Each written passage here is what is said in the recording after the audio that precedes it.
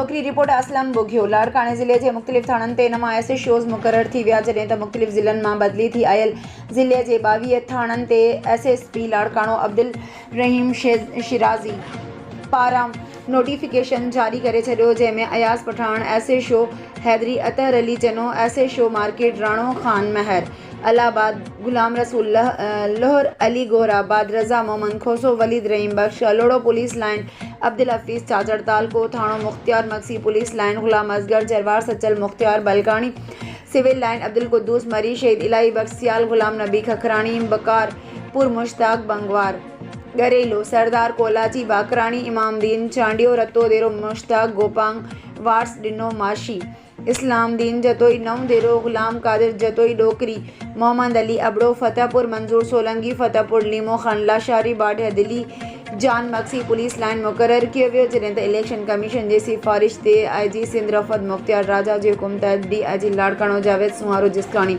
पारां लाड़काने ज़िले में मुक़रर थियल कुझु DSPs ऐं SHOs खे मुख़्तलिफ़ ज़िलनि जे कमबाद कनकोट, कशमोर, शिकारपुर, कंबर, शहदादकोट ॾांहुं उमाणे वियो। Breaking news. अफ़सोसनाक ख़बर। मीरपुर ख़ास भरिसां ॻोठ दोस्त मोहम्मद महर में 17 वरियनि जी आशा नाले नींगरीअ जो घर मां फाहो खाधल लाश हथ। तालके थाणे जी हद 78 मोरी स्टाफ भरिसां ॻोठ दोस्त मोहम्मद महर में आशा धी हम थियो। मेघवाड़ जो संदसि घर में कमरे मां मुबैना तौर फाहो खाधल लाश हथ। इतला ते हद जी पुलिस पहुची लाश खणण ज़रूरी कार्रवाई लाइ सिविल अस्पताल मुंतक़िल करे छॾियो। मीरपुर ख़ास पुलिस मूजिबि नींगरीअ जे वारसनि जो चवणु आहे त संदसि ज़हनी तवाज़ुन सही न, उन करे अहिड़ो क़दम खणी ज़िंदगी जो अंत आंदो अथसि। वाक़िए जी वधीक जांच करे रहिया आहियूं। पुलिस ऐवान सहाफ़त सूमार समेझो। मीरपुर ख़ास रिपोर्ट फैज़ सुमरोठुल में फ़ौरन हथां क़तल थियल मौज़म नूनारी जे क़ातिलनि जी गिरफ़्तारी लाइ अॼु 13 ॾींहुं बीरेबर चौक ते धरणो जारी रखियो आहे। अठुल जे रहवासियुनि शहीद मौज़म अली नूनारी जे क़ातिलनि जी गिरफ़्तारी लाइ जमाल जोश बोड़ो, मोहम्मद रहीम नूनारी सरवाण लाशारी कारी, इनायतुल्लाह मेहर, मोहम्मद बख्श ब्रोई, मुमताज़ बोड़ो, मुमताज़ नूनारी, गुलाम हुसैन किनरानी, फैज़ नूनारी, मीर सिंधी, मुनीर अहमद सरकी ऐं ॿियनि जी अॻवानी में धरणो जारी आहे। उन मौक़े ते अॻवाननि मीडिया सां ॻाल्हाईंदे चयो त क़ातिलनि खे वासरनि माण्हुनि जी पुठ भराई आहे। पुलिस भते खोर क़ातिलनि अॻियां बेवस बणियल आहे। क़ातिलनि जी हिन वक़्त बि आज़ाद घुमी रहिया आहिनि ऐं धमकाए रहिया आहिनि, पर पुलिस क़ातिलनि खे गिरफ़्तार नथी करे।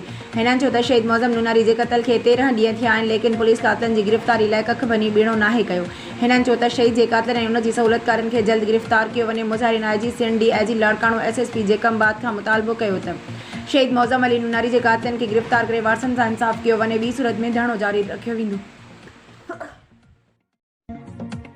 रिपोर्ट रियाज़ अली मीरानी, शिकारपुर सूमरा बिरादरी काटम डे पोलिंग स्टेशन वार्ड 13 जा दोस्त सॼी बिरादरी समेत अॻूणो सूबाई वज़ीर ऐं PP अॻवान इम्तियाज़ अहमद शेख साहब ते एतमाद जो इज़हार कंदे PP में शमूलियत जो ऐलान कयो ऐं हमेशह इम्तियाज़ अहमद शेख साहब सां हलण जो वचन कयो, जंहिंमें वार्ड 13 काटम डे पोलिंग स्टेशन जे सूमरा बिरादरी जे मोज़िन सलेमान सूमरो, मोहम्मद इब्राहिम सूमरो, इमदाद सूमरो, जावेद सूमरो, शहाबुद्दीन सूमरो, इमामदीन ऐं अज़हर सूमरो, शाज़िब सूमरो ऐं ॿियनि शिकारपुर हाउस ते मुलाक़ात कई। दादू रिपोर्ट मुख्तियार अली सूमरो। दादू में पुलिस ऐं ॾोहारियुनि में मुबैना मुक़ाबिलो। वहीद कुंबर ज़ख़्मी हालत में गिरफ़्तार, अस्पताल दाख़िल। दादू मुबैना मुक़ाबिले दौरान ॿ ॾोहारी फायरिंग जे ॾे वठ खां पोइ भॼी विया। दादू गश्त दौरान माशी मोरी वटि ॾोह जे इरादे सां बीठल 3 हथियारबंदनि पुलिस ते फायरिंग कई। दादू पुलिस जे जवाबी फायरिंग में हिकु ॾोहारी वहीद कुंबर खे ज़ख़्मी हालत में गिरफ़्तार कियो आहे। संदसि 2 साथी भॼी विया आहिनि। A सेक्शन थाणे जो SHO दादू ज़ख़्मी हालत में गिरफ़्तार ॾोहारी 24 केसनि में पुलिस खे घुर्बल हो। पुलिस